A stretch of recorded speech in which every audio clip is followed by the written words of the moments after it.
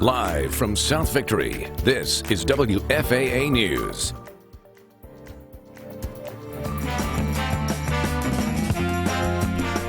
Okay, hello. Can you believe it? We made it to Friday. So happy Friday, everybody. Okay, you guys know this is the finals of the 7-minute stretch.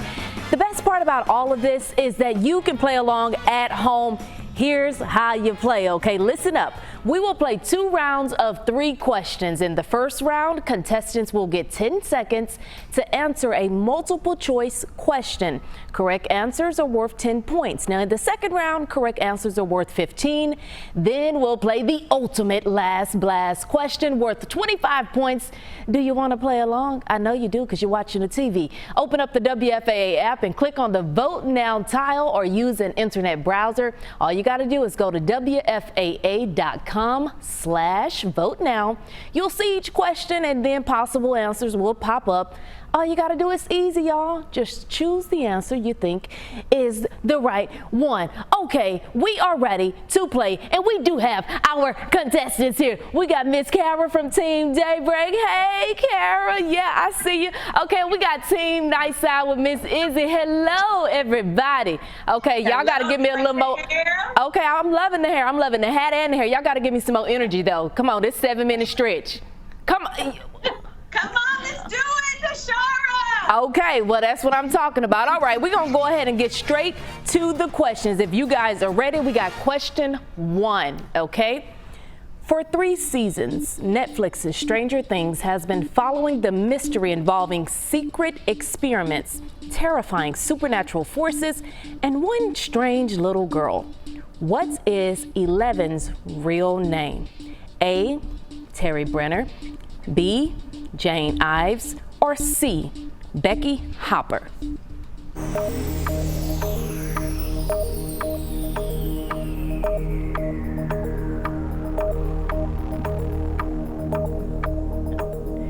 All right, that is our time, ladies. Izzy, we're going to start with you. Hold up your answer. What do you have for us? And you can actually say it out loud. B, Jane Ives. Okay, Kara, what is your answer?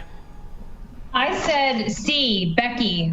Oh, Kara, you done let me down, honey. Okay, the answer is B. Jane Ives is the answer. So hopefully if you're playing along, you guessed Jane Ives. The answer is B. Okay, we're going to keep it moving. Izzy, you took that one. I gotta wake up and work faster. You gotta wake up. Here we go, guys. Question I'll let her have one. number 2. Okay, the Broadway show Six the Musical features a pop rock concert performed by the wives of Henry VIII. Which of the following is not one of Henry VIII? Okay, the first answer, A, Catherine Parr, B, Catherine of Aragon, or C, Catherine Dunham?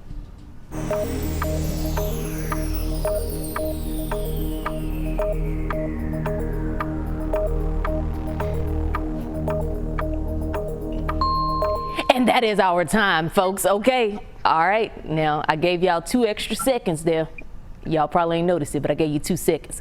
Okay, Team Daybreak, Miss Kara, we're going to start with you. What did you guess? Well, I wrote a paper on Queen Elizabeth II, so I'm going to be disappointed if I get this, not Queen Elizabeth II, the original Queen Elizabeth. If I get this wrong, I put C. Okay. Miss Izzy, what did you put? I put B, Catherine Aragon. Kara, you are on the board. The answer is C. Catherine Dunham. And if you guess C, your answer is right as well. Okay, here we go. We're going to keep things moving. Question number 3. Which is the only NFL team to play a complete perfect season, including the Super Bowl? Is it A, the Dallas Cowboys, or B, the Miami Dolphins, or C, the Seattle Seahawks?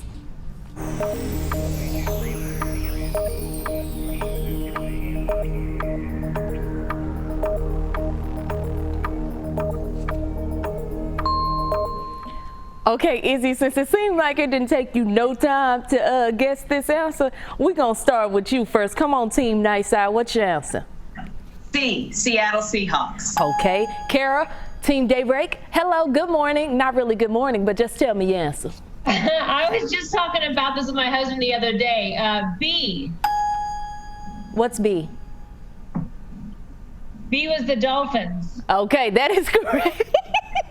B is the Miami Dolphins, and that is the answer, ladies and gentlemen. Let me give you a little bit more extra information just in case you're following along. The 1972 Miami Dolphins finished the season 17-0, including the Super Bowl. Only one other NFL team has played a perfect season, and that is the 1948 Cleveland Browns. They won the World Championship, but it wasn't the Super Bowl back then. At least it wasn't called that. Okay, so we're going to get a check of our score. Let's see what we got going on. Kara got 20, Izzy with 10, but that's all right, Miss Izzy. It's all good because we got a couple of more rounds, okay? So you still got a little time to come back. We're going to keep it moving, though, okay? The first question of round 2. Texas has a rich history of presidential politics. Who was the first president of the United States born in Texas? A. George H.W. Bush. B. Lyndon B. Johnson. Or C. Dwight D. Eisenhower.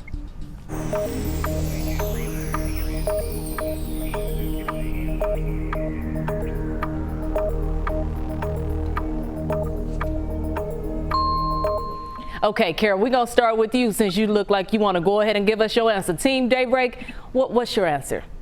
I'm just thinking of the accent. That's got me going with B. Okay, just because of the accent? Okay. Pretty much. No, we ain't going to even talk about history. Okay. Because I've heard the other ones talk so often. Miss Izzy, what is your answer, Team Nightside? It is B, Lyndon B. Johnson. The answer is C. Dwight G. Eisenhower. Dwight D. Eisenhower. Oh, I really hope y'all can see each other's faces because both of y'all look real confused right now. Let me give you some more information, okay? President Dwight D. Eisenhower was born in Denison, Texas in 1890. He went on to become the 34th president of the United States of America. So there goes some history for you, folks. I'm telling you, we're learning a little something on here, okay? This is WFAA Academy, and that's what we sought out to do, and that's what we're doing. Okay. I'm getting schooled is what I'm getting. We all getting schooled around here.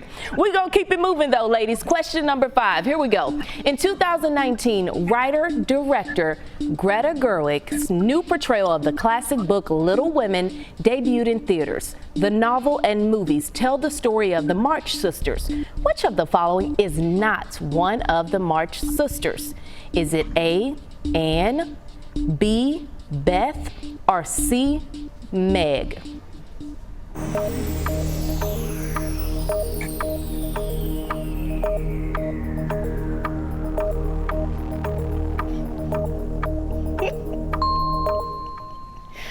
Kara, I just wish folks could see all your facial expressions. I hope they got you on camera when you was doing all those expressions. We're going to start with Miss Izzy, Team Nightside. Miss Izzy, do you know the March Sisters? What answer do you have?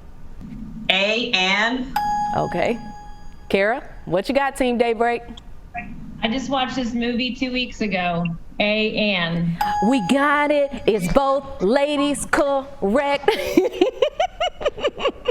The answer is A, Anne. If you're still playing along at home, the answer is A for Anne. Just some little information for you. The 4 March Sisters are Jo, Meg, Amy, and Beth. There have been 7 film adaptations of that book. Okay, moving on to the next question. Since the U.S. Congress was established by the Constitution in 1789, it has convened in 3 locations. Which was the first location? Is it A, New York City? Is it B, Philadelphia? Or is it C, Washington, D.C.?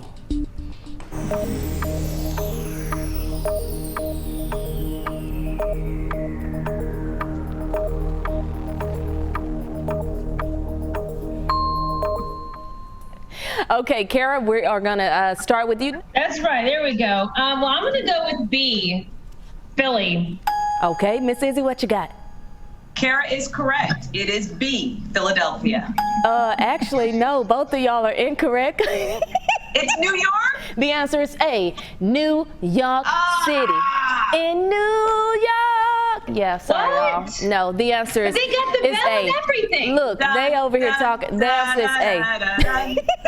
Let me give y'all a little information with this, though. New York City first hosted the U.S. Congress under the Constitution for a little more than a year, starting in 1789, before moving to Philadelphia.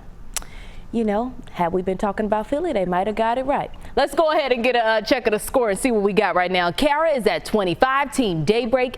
Izzy, 35, Kara. Izzy is at 25, Team Nightside. Kara, 35, Izzy, 25. But look, here we go. This next question, it's the final round. We're going to get to it in a second, but it is worth 25 points. So this is still anybody's game. So if you're playing along at home and maybe you know you're a little behind, it's all right. Here we go. This is the last blast, guys. Okay, last question. Which of the 9 planets in our solar system has the most moons? Is it A, Venus, B, Jupiter, or C, Saturn?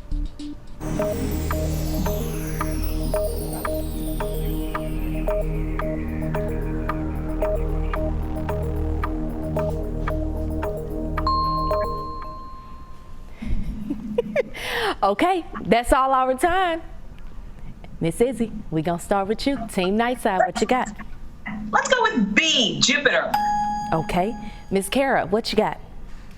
My husband watches a lot of science TV, so I'm going with B because I hear that playing in the background all the time. The answer is C, Saturn. I'm sorry, y'all. Okay, but let me go ahead and give y'all some extra information. Let me give you some extra info. Okay, for those of you watching at home, just listen up. I can't with her facial expressions. According to an announcement from last October, Saturn now has 82 known moons after a recent discovery, knocking Jupiter, which both of the ladies guessed, knocking Jupiter from the top of the list. So listen, Kara, had your husband been watching back in October, I don't know, maybe he would have got this answer, but look. Maybe that's it.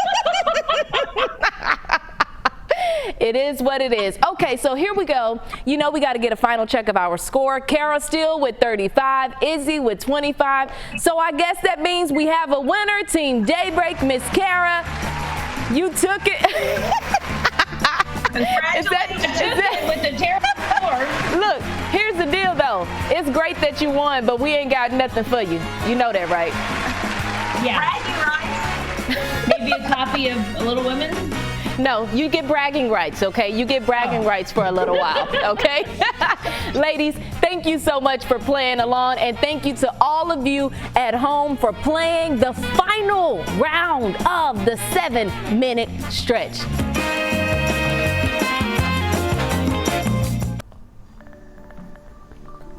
All right, it is 1:45 and meteorologist Kaylee Dion joins us from her home. And I know you have no windows in that room, so I hope you can get out of there soon because it looks like such a beautiful day.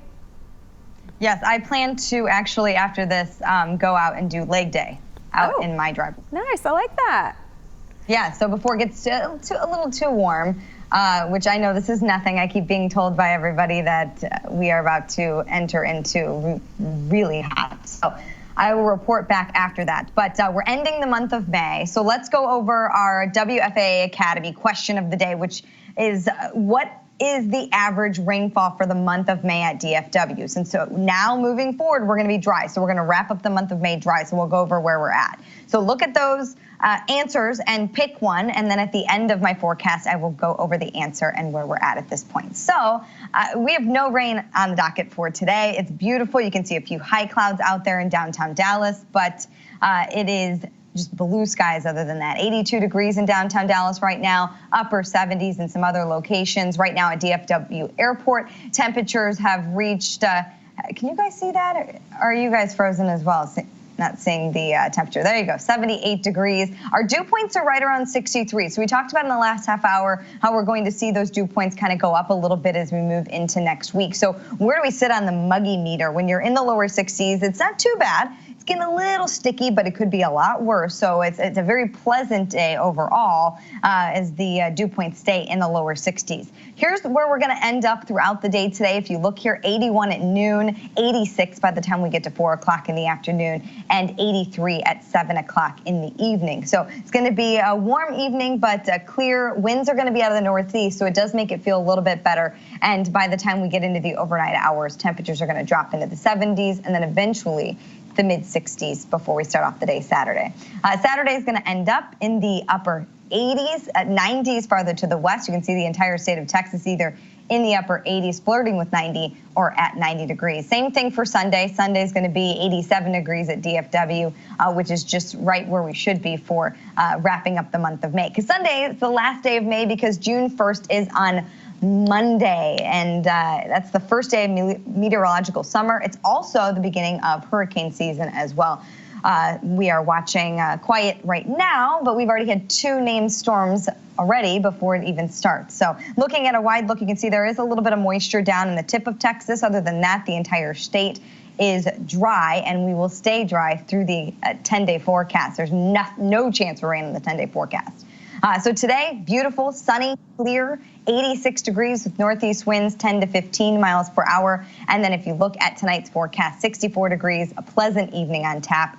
Winds kind of die down a little bit, still out of the northeast at about 5 to 10 miles per hour. Here it is, guys. Once we get into next week, 90s dominate. We've got low 90s to start, mid 90s by the time we head into the weekend. So back to question of the day. If you answered A for the average month rainfall for the month of May at just under 5 inches, you were correct.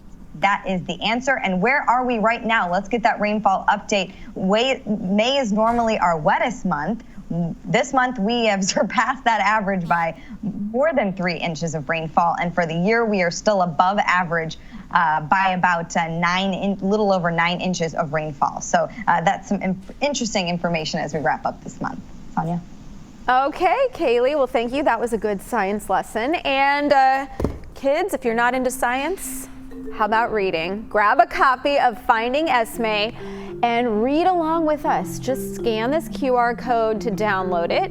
We also have information for you on how you can get an e-card from North Texas Libraries to check out a free copy. That's all ahead.